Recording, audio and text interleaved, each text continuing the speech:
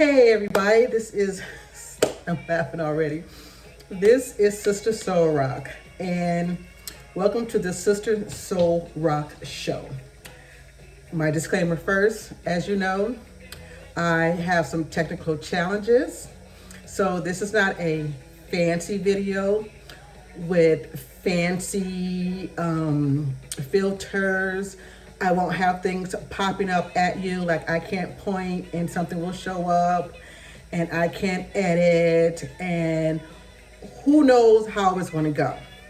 And of course, I don't like write a script. I will. It won't always be just kind of ad lib, but tonight it's another ad lib. I do have a few notes that I scribbled down.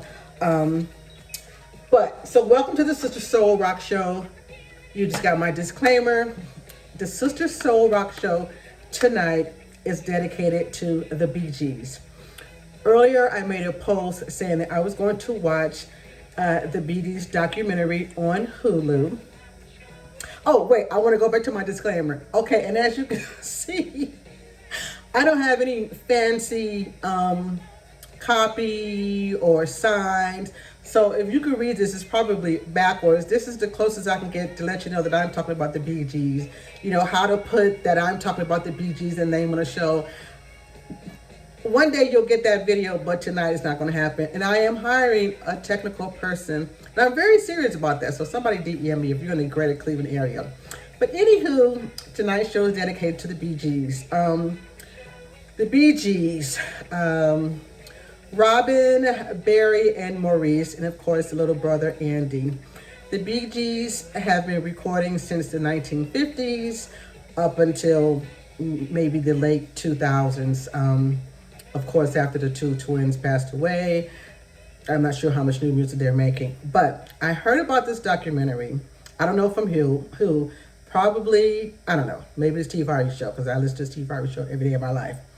But anywho, I want to say that I am a huge fan of family bands. Of course, the first band I ever met and knew and loved was the Jackson 5. Like right now, it would be cute that I can say the Jackson 5 and point and a picture of the Jackson 5 will show up. So we got the Jackson 5, so pretend like there's a Jackson 5 picture there. Then we got the Silvers, pretend like there's a Silvers picture right there. We got the Emotions. We got Sister Sledge. And who else is a family group? Anyway, the Jets. Remember the Jets? It's a bunch of them. But anywho, the Bee Gees is, of course, one of my favorites.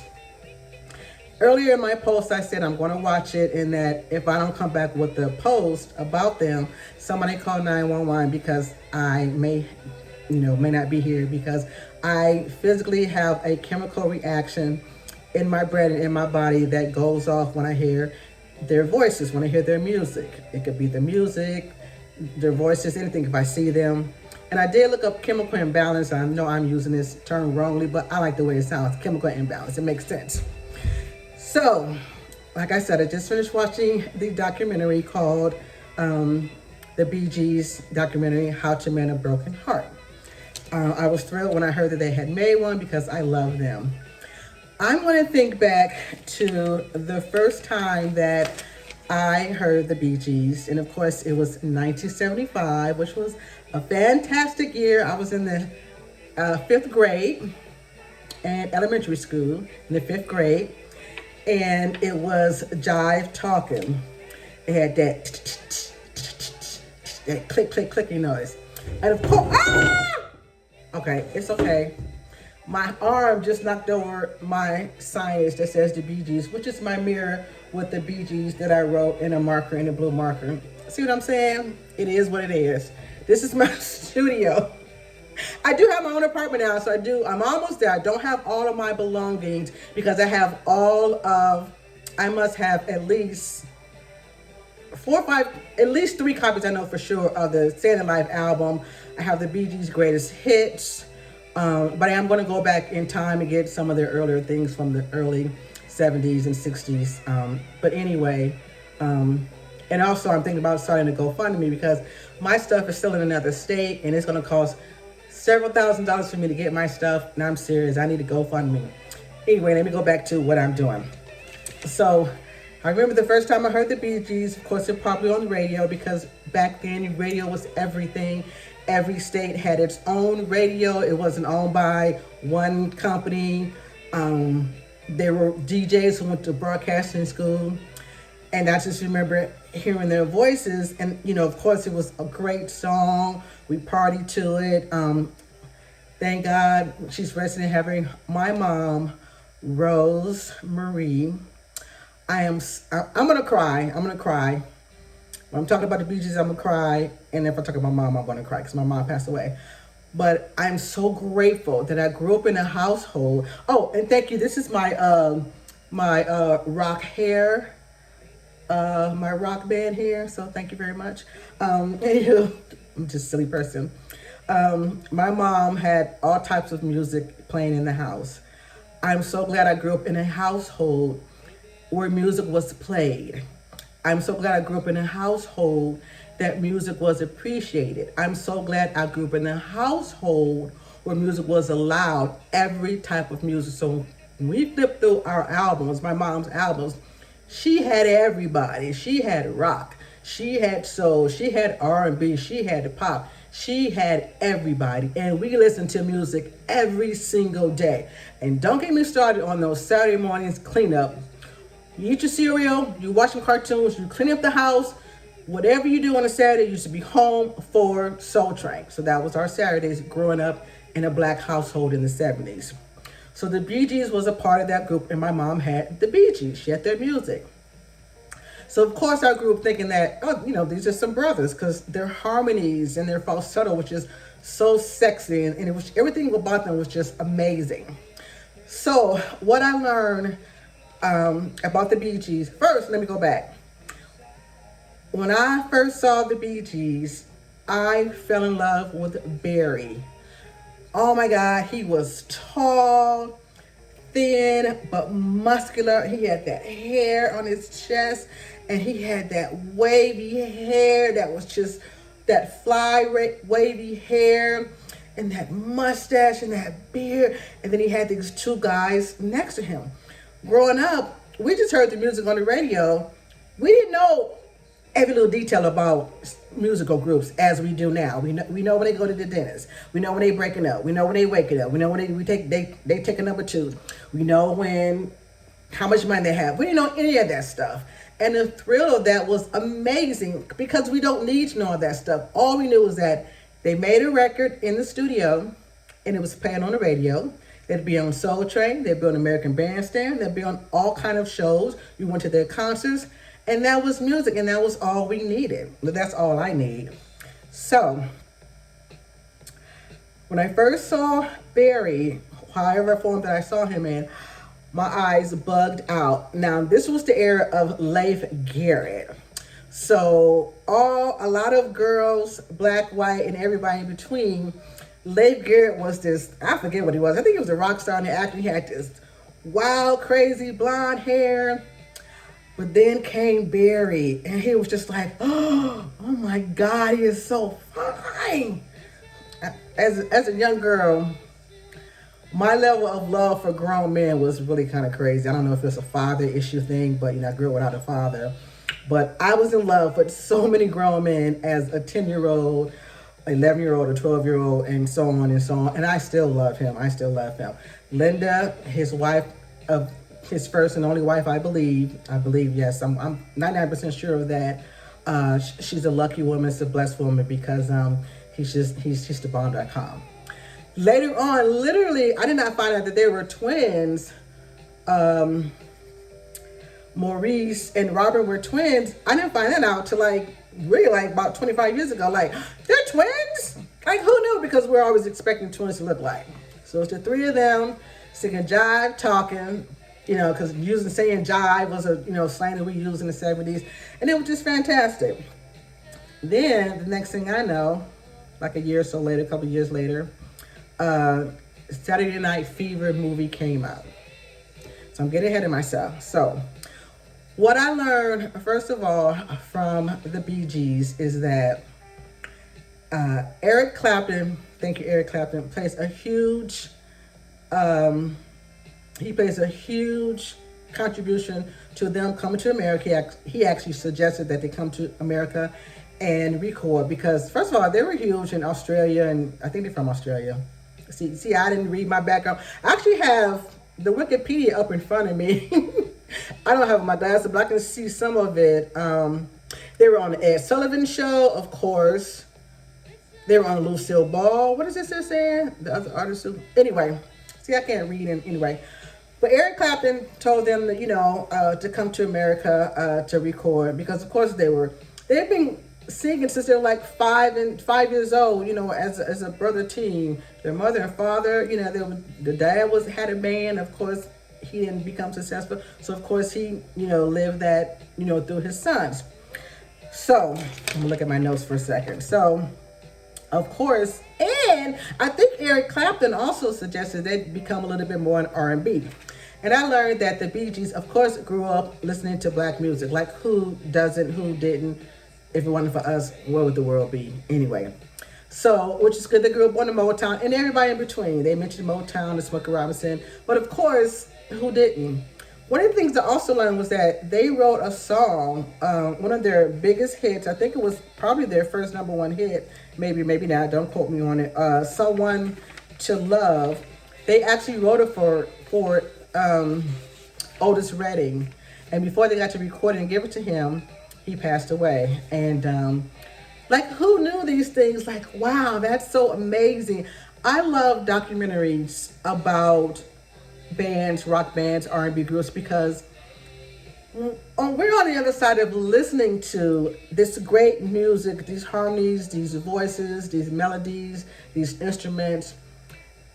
And for me, knowing the background on how it happened, writing a lyric on a napkin, you wrote this because you broke up, you wrote this because your mother passed away, you wrote this because you were driving on the freeway and there was a clicking sound on the bridge that was being made as you drove on the bridge to go to the studio, which was how that clicking sound is in Jive Talking. That's one of the stories that they tell.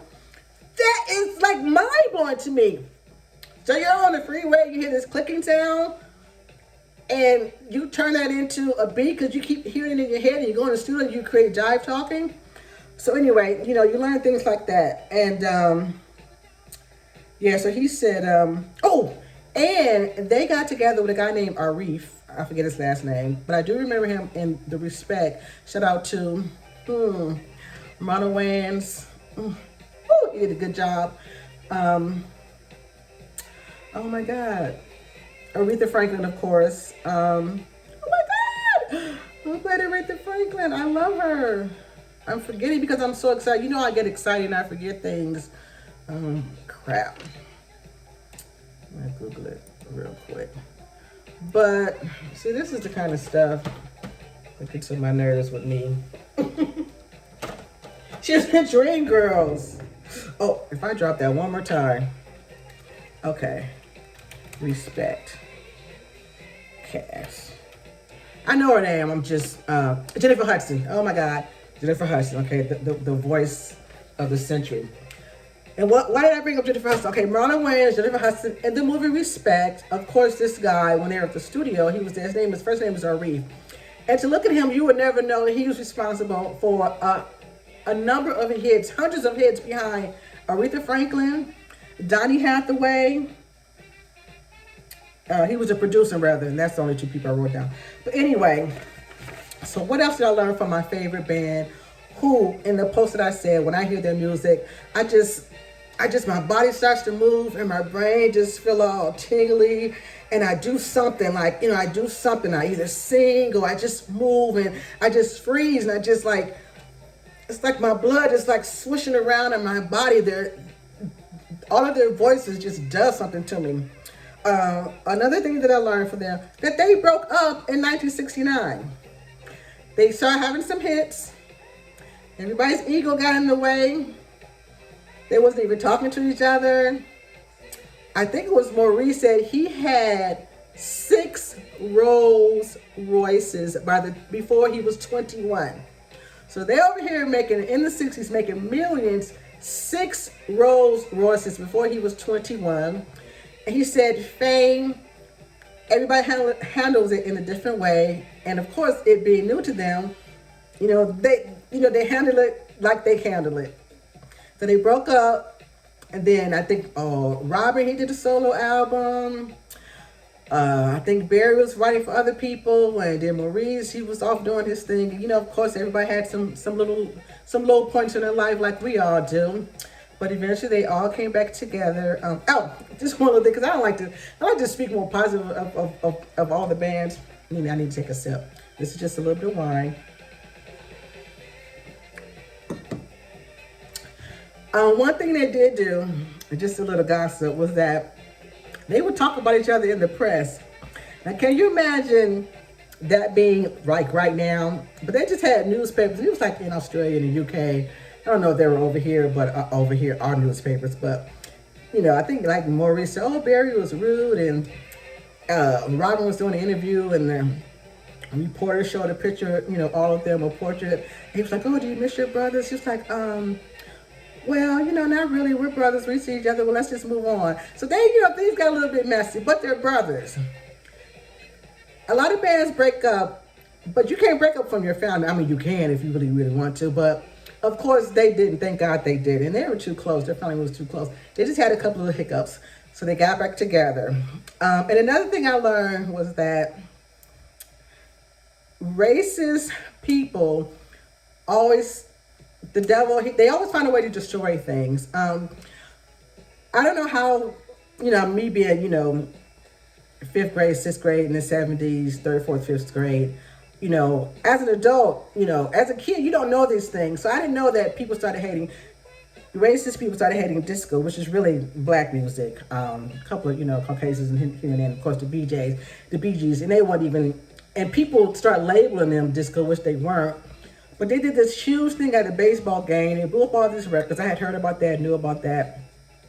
But how right after that, they couldn't get any records played on the air from the Bee Gees because, they thought the Bee Gees and disco was synonymous, and it was just like ridiculous. It's just like the devil's always busy in things, but he's not going to win. Love is going to rule out. So they had a low period, another low period when they, couldn't get any airplay or anything like that. And so then they started writing. They've written all these great songs for Celine Dion, Barbra Streisand, who else? Dionne Warwick, Diana Ross. Who else? Dolly Parton, and hundreds of others. They wrote over 1,000 records. They wrote over 1,000 songs, had 20 number 1 hits. And let's see, what else did I write down on my notes? I think that's kind of it. It's just a little bunch of scribble. But I just came on to say that please watch, if you're a fan of old school music, if you're a fan of the soundtrack from Saturday Night Fever, if you're a fan of falsetto, if you're a fan of harmonies, if you're a fan of any music that came out of the 60s or 70s, if you're a fan of disco, if you're a fan of dance music, if you're a fan of just good music, period, if you're a fan of rock or pop or R&B documentaries in any kind of form, unsung, rock docs, however they come behind the music, please, if you don't have Hulu, and who doesn't have Hulu or Netflix, it's like $4. Everybody has $4. Okay, no, I take that back. Okay, that's a whole other story. I'm not counting anybody's money. But please, even if you do it for a trial basis, please watch the Bee Gees documentary, How to Mend a Broken Heart. I watched it with the first 5 minutes. I was crying because Barry comes on and he mentions that, his immediate family is gone, which is, all the brothers have passed away, and that was heartbreaking. The rest, the tears were just right on the tip of my eyes, ready to fall. And then I was sitting on the edge of my seat because it was just so enlightening and so good to me. And I can't say enough of it. The Bee Gees documentary, How to Mend a Broken Heart. If you want to learn about the Bee Gees and how they became the Bee Gees and who they are right now and what they went through, just beware. If you're like me and you have a chemical imbalance in your brain when it comes to the Bee Gees, Well, be prepared because it is amazing, amazing. Now let's see if I can get some Bee Gees playing before I get off of here, and hopefully nobody will cut me off because they hear something. Oh, I think this is coming up. Let's see if it's gonna come up because I just got. Oh no, that's not it. Anywho, I'm gonna go, and I just wanted to come on and say, please watch on Hulu the Bee Gees documentary. This has been Sister Soul Rock, and you are watching the Sister Soul Rock show. I hope on Instagram and YouTube. Instagram, like, see, I can be pointing, see, here's my Instagram, here's my YouTube, but it's not there. So I'm on Instagram and YouTube at Sister Soul Rock. Sister Soul Rock, spelled sister, Sister, soul, Soul, and rock, ROCK. Sister Soul Rock on YouTube and on Instagram, and watch the Bee Gees documentary. It was amazing, and I love the Bee Gees. And if Barry, Andy, oh, so cute. And I wish I had all my stuff. Once I get all my stuff and I get a technical person, my shows are going to be off the chain because I could be holding the Staying Alive album. We could go over each song. We'd have that picture of John Travolta. Oh my God. Oh, and what I learned too was that they did not watch the movie when they were asked to write some songs for the soundtrack for the movie. They didn't listen to it. They had already started making some music, and the music just happened to just marry what was on the screen so perfectly. That has got to be one of the most amazing soundtracks. It's like the top 5 in my book. I can't even, well, the Aretha Franklin soundtrack to shoot. Here I go again. That's a doggone shame. What's the movie? They made another one of it. Had Irene Cara in it. And they had Michael Philip Thomas. Hey, Michael Philip Thomas, call me because you still fine. What was it called? Irene. Okay. I think I'm on Google. Michael Philip Thomas movies. Oh, jeez. Okay. Sparkle.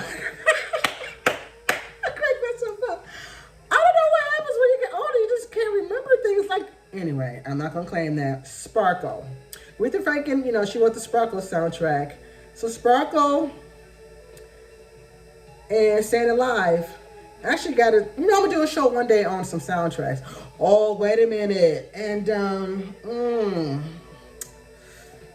oh my God, Superfly soundtrack. Curtis Mayfield. Oh, wait, don't get me started. Anywho, this has been the Sister Soul Rock show, and tonight's show was about the Bee Gees as my cardboard sign made in marker, blue and purple, says attached to my mirror, and my disco ball, and my rock hair. The Bee Gees documentary on Hulu. You gotta watch it. You're gonna love it. I'll see you guys next time. And I'm still working on a greeting and a tagline. So all I can say now is, sock it to me, baby. Sock it to me. I wish I could say, can you dig me out? But Steve Harvey says that, and that's been his thing. So, but that's perfect because I want to use some 70s slang, but I'm gonna come up with something. All right, I'm gonna go. It's been 24 minutes and 3 seconds, and hopefully I'll be able to cut this off, and hopefully I can upload this and you'll be able to watch it. So this is Sister Soul Rock, and I don't know. Give me 5 on the backhand side. Oh my God, I need a sign off. Sock it to me. But see, when you say sock it to me, it sounds more like, I don't know. Anyway, I'll figure out something. All right, this is Sister Soul Rock and my disco ball, and I'll talk to you guys later.